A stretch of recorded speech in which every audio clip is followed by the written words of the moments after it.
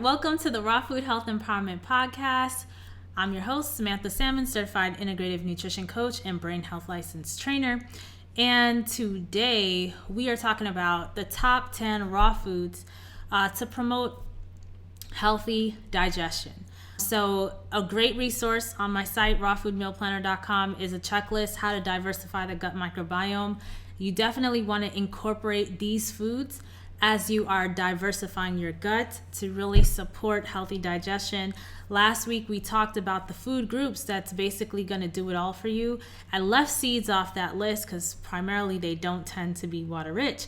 But number one on this list is chia seeds, which is a fantastic source of fiber. Of course, all whole foods, whole vegan foods, whole plant foods have fiber. And fiber helps bulk up the stool to promote regular bowel movements. Chia seeds in particular, when you soak them, which is really, it's very important you soak them first, right? Because if you have chia seeds without soaking them first, you run the risk of constipation, okay? Because it absorbs water, and if you are not hydrated yourself and you haven't soaked them, then you run that risk of constipation. Also, chia seeds are rich in omega-3 fatty acids, which is great for brain health. It's great for hormonal balancing because of those omega-3s. And a great way to have this is in a smoothie. I had some great smoothies with chia seeds. The reason why I tend to not do chia seeds at home in my smoothies is because when I want a smoothie, I want it right away, right? I'm not like pre-planning. But with chia seeds, I find that when they sit overnight, they are really nice because they're soft and gelatinous, so they go down really easy. Otherwise, they feel almost like when you have blackberries and the seeds are just like scratchy to the throat. Yeah, chia seeds, that's number one on the list. Number two of these top 10 raw foods for healthy digestion, we're going to go with leafy greens, kale, spinach, arugula, all that good stuff. Of course, my favorite is kale. I could have kale without anything on it. It just tastes so good. But there is a really great book, and let me grab it for you actually. This book, Raw Foods on a Budget by Brandy Rollins. She has a really great recipe in here for a spinach salad. Yeah, here also ama apare. The name is A-M-A, last name O-P-A-R-E. She was on the Raw Food Health Empowerment Summit. I'll post a link here. I also interviewed her before that summit on my Facebook page. I'll make sure to post a link in the show notes or below the description of this video, wherever you're watching or listening to this. And anyway, both of their books have great spinach salad recipes that I've tried and was just like, okay, I'll take these oxalates. They taste pretty good. Yeah, so leafy greens, of course, high in fiber. All plant foods are. They're also rich in magnesium, which help to stimulate the bowel muscles. So number 3 on the list, we're going to go with berries, raspberries, blueberries, strawberries.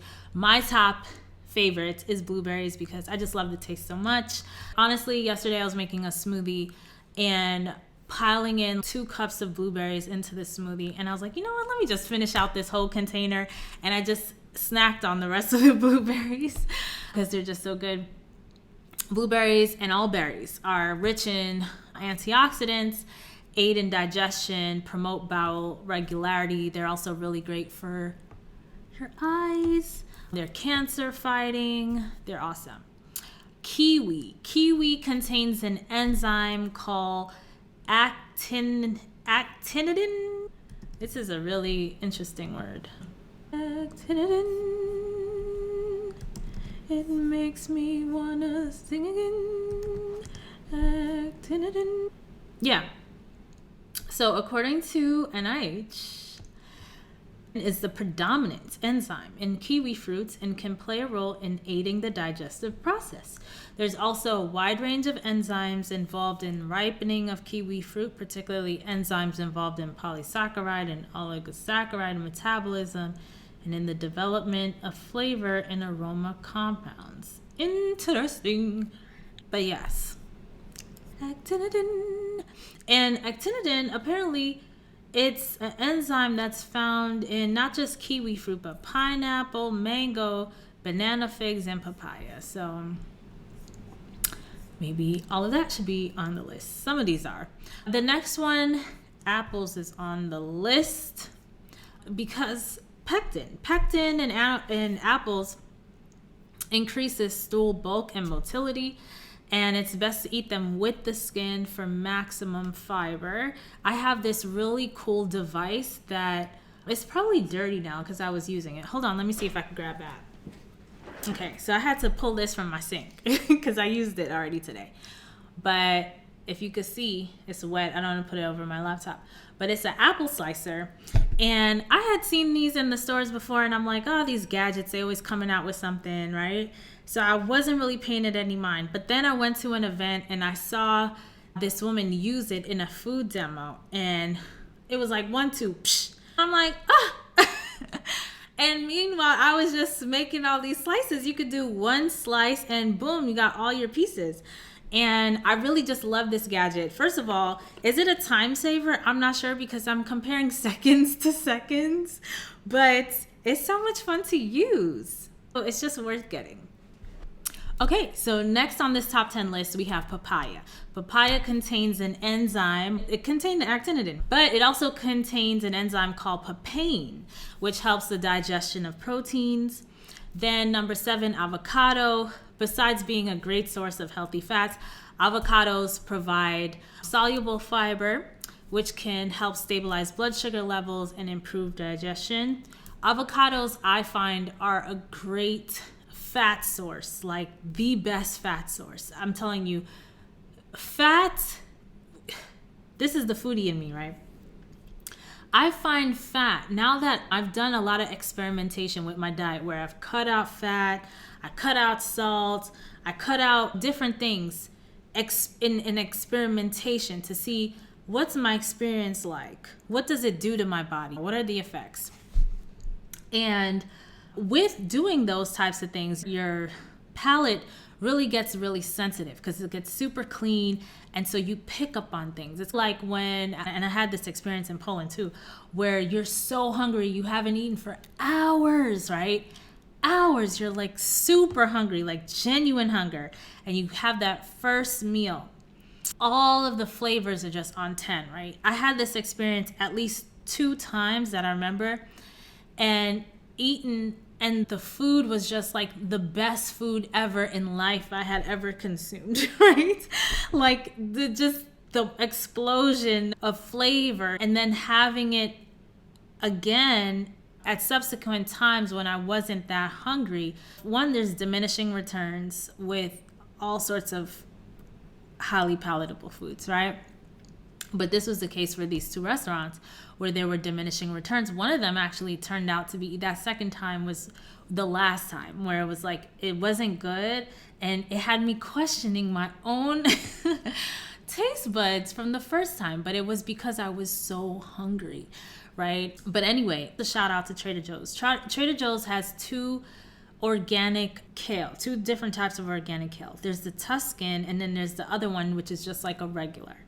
That regular kale is so good. It's ridiculous. I don't know who's growing that kale, what they're doing to the soil, but there's something special in the leaves. There's flavor. It's like inside it's been seasoned. You know what I'm saying? It is so freaking good.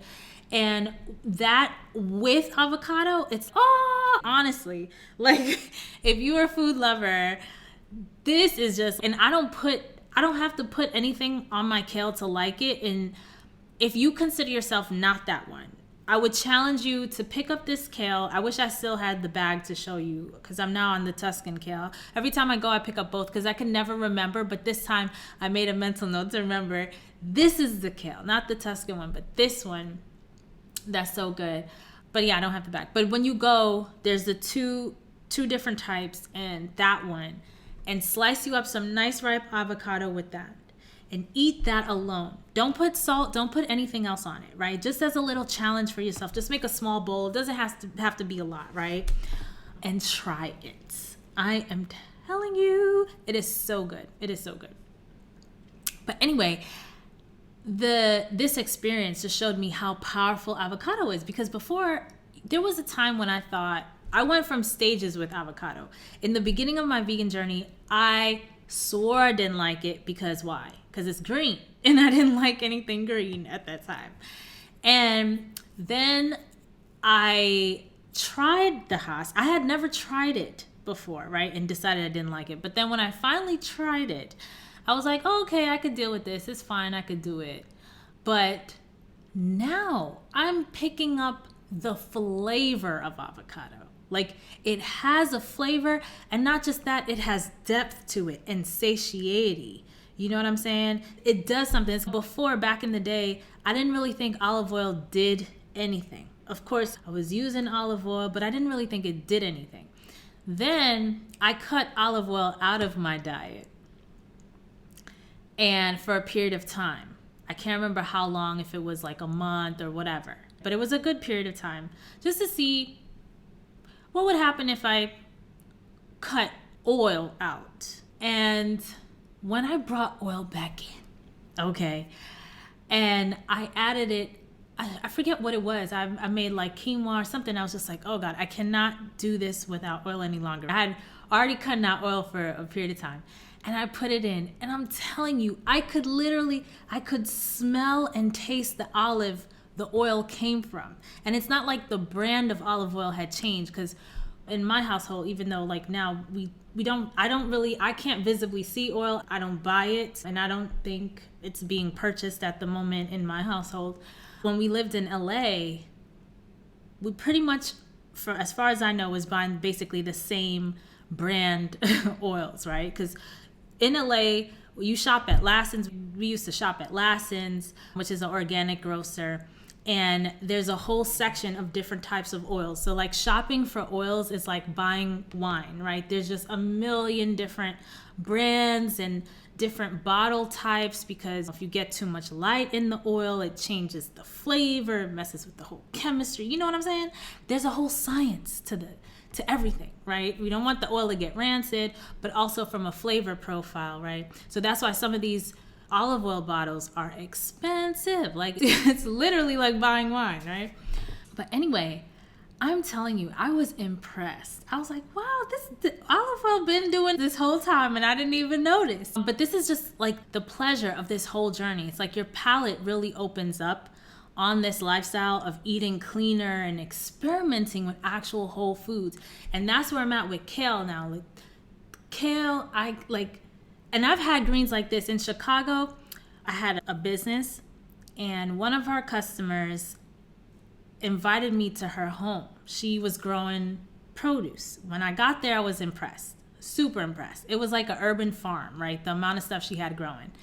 And she had some greens that I can't even remember the name of them, but she had me taste it.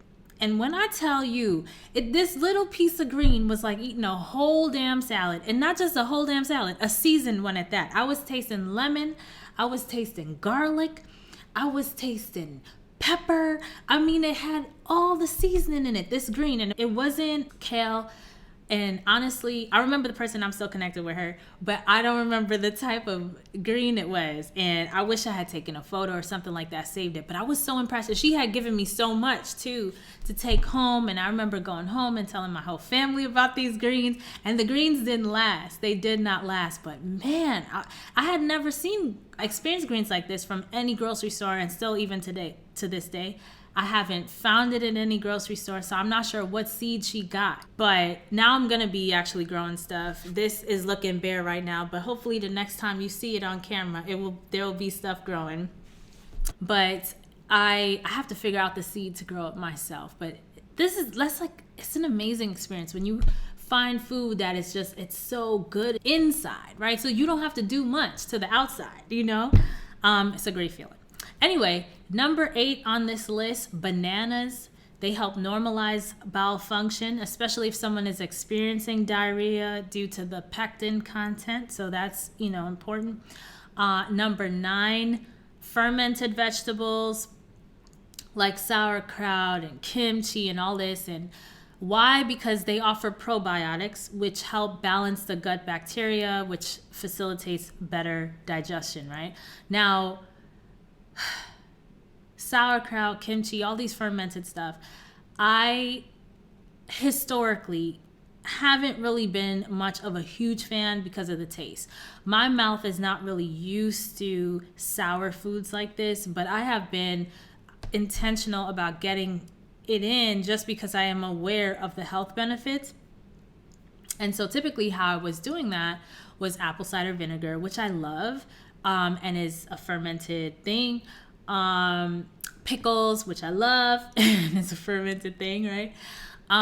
But in Poland, I think I had for the first time kimchi. If it wasn't the first time, it was the first time I actually enjoyed it.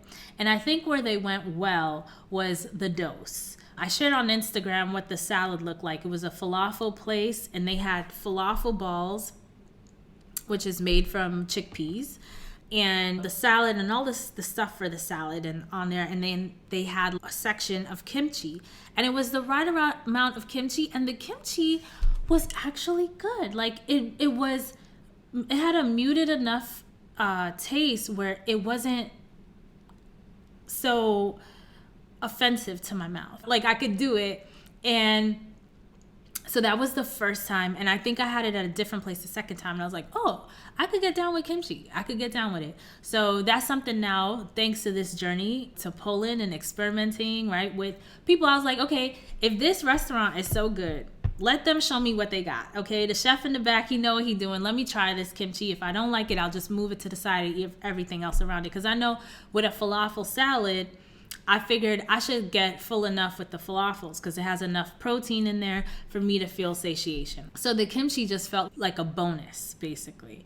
And it worked out because now I'm going to start buying kimchi.